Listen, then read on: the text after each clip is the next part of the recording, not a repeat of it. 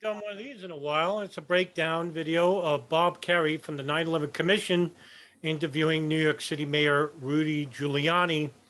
The date is May 19, 2004. Let's see what they have to say. Mayor, let me, at the beginning, respectfully disagree with two things you said at the start. And it may not be a disagreement. It may just be me seeing the world slightly different than you do.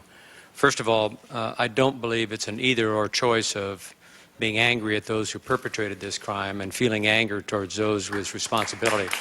And at the same time, I think one of the most remarkable things that you did during this whole period of time was help us channel our own anger, because one of the problems with anger is that it becomes its evil twin in a hurry and becomes hatred. And the thing that I believe unified us on that day, in addition to your words and your leadership, was that of a sudden it was no longer us and others. I mean, it wasn't just Americans who died on the 11th September. Some of the people that you pointed out was New York City strengths. Our immigrant community died on the 11th September, including, I think it's fair to guess, undocumented people as well.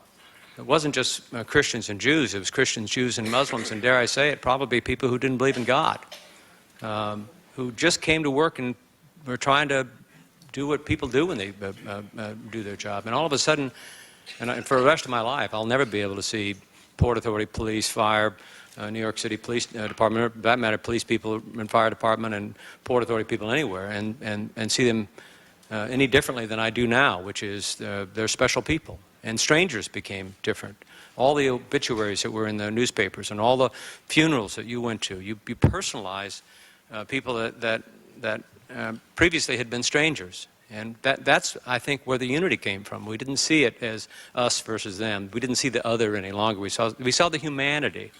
Okay, just a quick, my God, after 9/11, we were a divided country, unified on the false assumption that we were all Americans. Meanwhile, we were beating the crap out of Hindus and Sikhs who aren't even Islamic at gas stations. In fact, I live in New York, and at the time in October of 2001, I believe they actually burnt a Sikh guy alive in Brooklyn, mistaking him for a Muslim. That's the ignorance, the general ignorance of certain Americans. This is not a general position. What I'm saying is that there wasn't all this all-around unity that he's talking about. We reflected and let our anger subside a bit to see the humanity in other people. It wasn't true at all. At the moment that we may even be disagreeing with them. And I do praise you highly, especially for going to all those funerals. That had to be a terrible pain to do that. But you allowed us to grieve, and through our grief, understand the full dimension of this loss, and to unify as a nation. And the word damn got dropped from our Yankees for a short period of time. Because the country did no longer see New York City as a strange and alien place. They saw it as a part of their country, as a part of their world, indeed, because it was all over the world that people were feeling the humanity and the loss of humanity in New York City. And by the way, that was short-lived. Sure, they felt sorry for us, but it didn't take long for them to basically call New Yorkers arrogant bunch of pricks and whatnot, which is it's just a different culture here, right? We're more fast-paced. Everything is instantaneous. Whereas if you live in New Mexico or Nevada, it's very laid back, very more sociable, but they're more insular, whereas New York is a lot more diverse. Yesterday, Mayor, we had three of your former commissioners and I before us, and Commissioner Kerrey said that in his testimony, he said the city through OEM had conducted coordinated plans for many types of emergencies, including one simulating biochem attack, mass transit, actual emergencies like blackouts, building collapses, storms, plane crashes, etc. And when I asked the question, was there a scenario analysis done for the possibility that a plane could hit one of these 1,350-foot towers, I got the answer no, and I'm not sure that's correct, but because I like now, had 5 minutes to do it, so I didn't have a chance to follow. The best of your knowledge, was there scenario analysis done for the possibility that a plane taking off from one of the airports in this area could hit the World Trade Center accidentally? I don't recall one. Here's the problem with this: is that during the 1993, before 1993 World Trade Center bombing, I'm going to bring up this one example of how intelligence could be disseminated and still failed to be acted upon. Now, with 9/11, it was that intelligence wasn't even damn shared. But there was an individual named Rick Rescorla who actually worked at private security and Dean Witter Reynolds at the office of the World Trade Center when he moved to New Jersey in 1985. And after the Pan Am Flight 103 bombing in Lockerbie, Scotland, excuse me, after Lockerbie, Scotland, Rick Rescorla was actually worried about the World Trade Center being a target. Now, he served in Vietnam, and he served with a friend of his named Daniel Hill, who actually is a Muslim convert. And in 1990, this is 3 years prior to bombing, he asked Daniel Hill to come and assess the security apparatus in the World Trade Center at the time. And Rick Rescorla asked Daniel Hill if how would he attack the World Trade Center if he was a terrorist? And Daniel Hill looked at the building, the blueprints, and he said, all right, show me the basement levels. And when they walked down to the basement parking garages, Hill and Rescorla noticed that, there's no visible security. There's no strict checking of vehicles.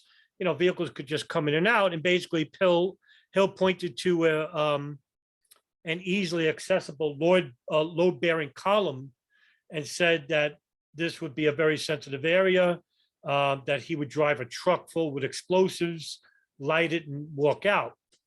Now, he said that in 1990, okay?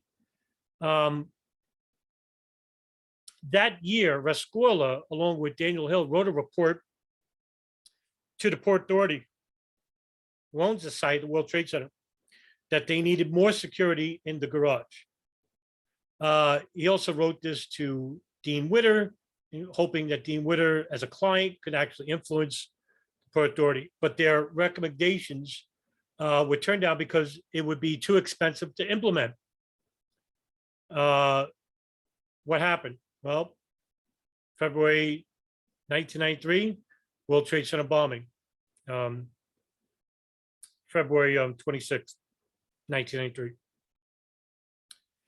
So, okay, after the bombing, right? After the bombing, Rescorla again invited Daniel Hill and hired him as a security consultant to analyze the building security, because now they were like, all right, we got to implement stricter security at the bottom, right?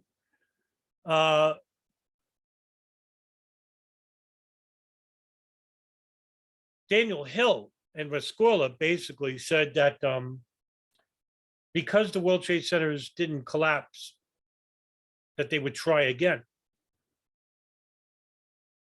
And so what happened was that Daniel Hill said to Rick Rescorla, look for biological and chemical agents to be implemented in the air vents. That was another warning. And then in 1997, Dean Witter actually merged into Morgan Stanley, and they occupied 22 floors of the South Tower. In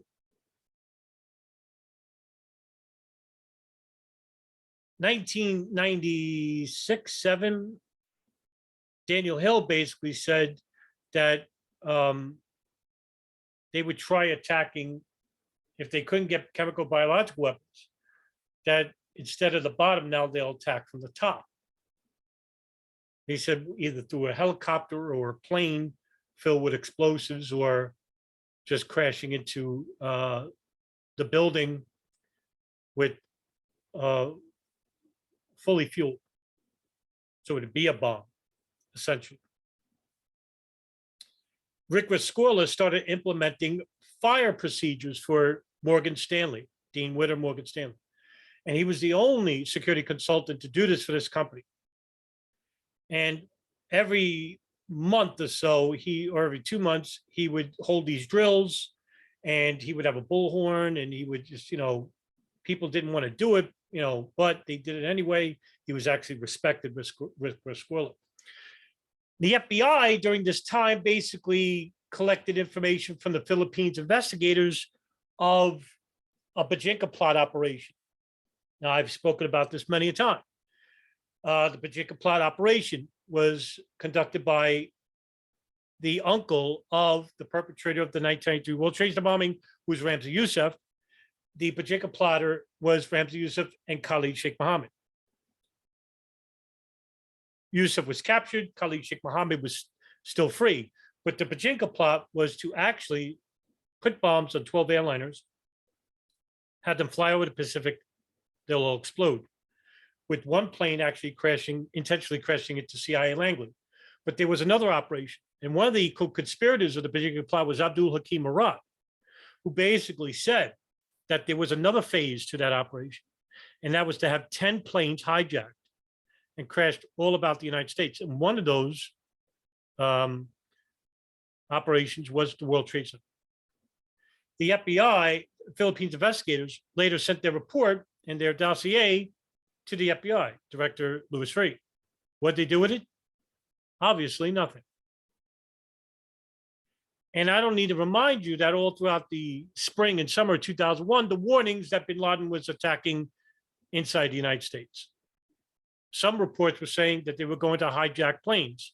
The Phoenix Memo of 1999, released in 2001, where Ken Williams, Phoenix agent, FBI, basically warned certain people within the FBI in the country that there was a radical fundamentalist cell operating by Zachariah Subra,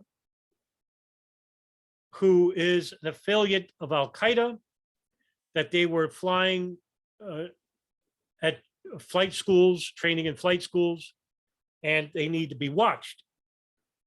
What I'm trying to tell you is these were all warnings that date back years prior, many years. And I'm not even mentioning the NSA wiretap operation, the bin Laden satellite phone and the house in Yemen, or the CIA's human intelligence survey monitoring of the house in Yemen, and a high valued Al-Qaeda meeting in Malaysia in 2000. That's separate. All of these are warnings, and they were all ignored. And that's exactly what I'm trying to tell you here, is that Rudy Giuliani is putting on this face saying that, we couldn't imagine this. I mean, isn't that exactly what Condoleezza Rice said when she testified 9/11 Commission? Oh, we had no idea that they would use planes as weapons. They knew back in 1996. And it might have been earlier than that, because if you go even further than that, into the 80s, the Abu Nidal organization, well, there was a report that Abu Nidal was actually meeting with Osama bin Laden on how to conduct terrorist operations. But I don't want to go off course here. That would be done. I recall a number of field exercises and tabletop exercises. There was one done involving an actual field exercise involving a plane crash, in which state and local and different county organizations had to respond to it to see if we could work together with Nassau County, the Port Authority. There was one done involving a sarin gas attack right near the World Trade Center that involved the Port Authority, and there were many done involving building attacks, building fires, building collapses. But I don't recall one involving an aerial strike on a building. Among the sort of eureka moments for me where I discovered... Listen, to me, that's amazing that the mayor wouldn't know this, right? He may not know it. I mean, the information may not have been passed to him, may not even be aware to him. But it lends incredulity, for me anyway, to know that this information was out there since the Pachinko operation. I mean, they gave that information to the FBI. Hey, we got radical fundamentalists that want to use airplanes as weapons. 1996, ladies and gentlemen, 5 years prior to 9/11. And I can't go watch the video I have regarding Rodolfo Mendoza and the Pachinko plot. and type that into the search engine of my YouTube page. And you can see Rodolfo Mendoza basically saying, I gave that information to the FBI. They didn't do anything with it. What did they do with it? Did they sit on it? Did they not take it seriously? Like they did with 1993? After they arrested those people, and especially after the co-conspirators of the Landmark plot, El Sayed Noser, Sadiq Ali, Omar Abdel Rahman, and then all throughout the 90s, you have bin Laden basically saying that he's going to attack the United States to try and free the Egyptian radical cleric Omar Abdel Rahman. And one such instance, by the way, in the mid-1990s, was that he actually, I forgot the Egyptian radical's name, he actually said to him, he goes, I want you to fly a plane into the presidential palace of the Egyptian president, Hosni Mubarak.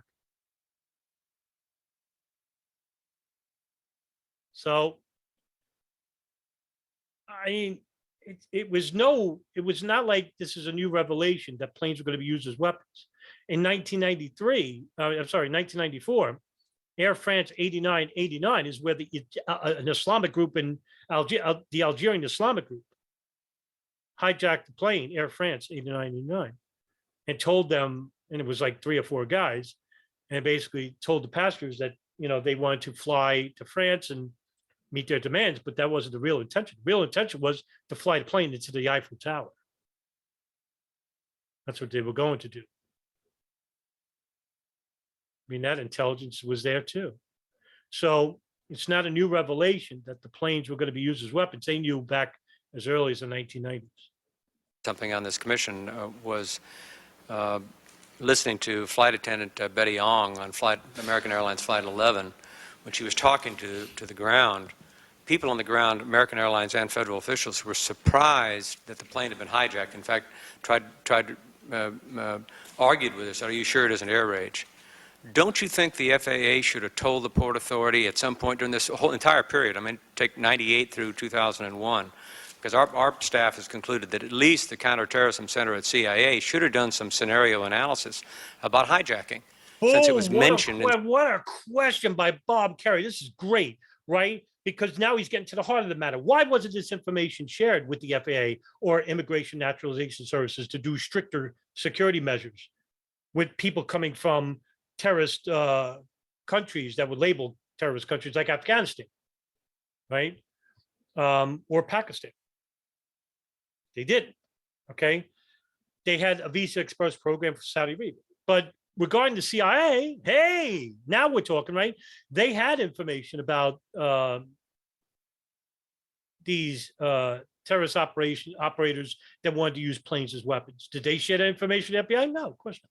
No, the information sharing basically is notorious between agencies, especially within the CIA, the FBI, and the NSA, as well as the DIA.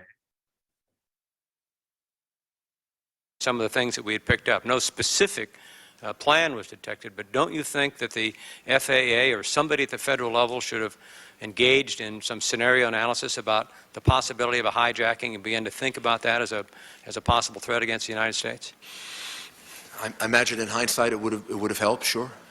I mean, it would have, but they didn't. I mean, so I don't know how to evaluate how they make decisions, what it is that they decide on. Sure, it would. If somebody had said this is a possibility, then there would have been an exercise done based on. Well, look, it's real simple. If the CIA if the NSA had shared information to the FBI State Department, which then would have been disseminated to domestic agencies like the FAA, like INS, okay, and local and state police, right? Okay. Then they would have took those measures and implemented and spent some money, which they didn't want to do, these agencies. They don't like spending money, right? So they would have spent money on, say, with the FAA, they could have told United, American, JetBlue, Delta Airlines, hey, we need stricter security measures. How about implementing stronger doors to the cockpit? How about implementing that we take away the cockpit keys from the flight attendants and give it to a sheriff's deputy implemented on a plane. Okay. I mean, all stricter security measures, at least with background checks, like the INS should have done. But this information allegedly wasn't shared. Now, according to certain people within the CIA, they shared this information with the FAA, and the FAA didn't implement them. And what now it's a matter of who do you believe, right? So I don't know who to believe, but you know what? The information was there, and it just wasn't acted upon. I blame the CIA because they have a history of not sharing pertinent information with any agency at all. So, but no one thought of it, and we didn't think of it. So we thought of a lot of things. We had plans for anthrax. We had plans for smallpox. We had plans for terrorist bombings. We had plans for dirty bombs, airplane crashes. But in all that thinking that we did, we had never come up with the thought that there would be planes used as missiles attacking buildings. Whether others should have done it, I don't know. I don't know if I can really judge that, Senator. Thank you. yeah, it's a shame because you know what? Giuliani might be telling the truth here. Like the information just wasn't shared with him, even though the CIA and the NSA definitely knew that there was going to, and as well as the FBI with the Pachinko plot, that the planes were going to be used as weapons. I mean, look, the FBI even had like people like Ken Williams, Robert Wright Jr. from Volga Betrayal, a big operation involving Hamas and Hezbollah and other terrorist organizations that were operating inside the United States. None of this was shared. I mean, none of this. I mean, even from agents from Phoenix, Minneapolis, Oklahoma, New York, Chicago. Look, there's a lot of warnings, pre-warnings. And I've interviewed some of these FBI whistleblowers.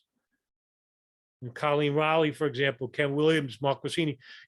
These people really did try to share information that probably could have prevented some of 9/11, at the very least. But it wasn't acted upon. See, the thing is, if the information shared, will it be acted upon? Another worrying thing is that what about the information that isn't shared, that could have been acted upon? Nobody's held accountable here. And I think that's what we need, more accountability. I'll see you in the next video.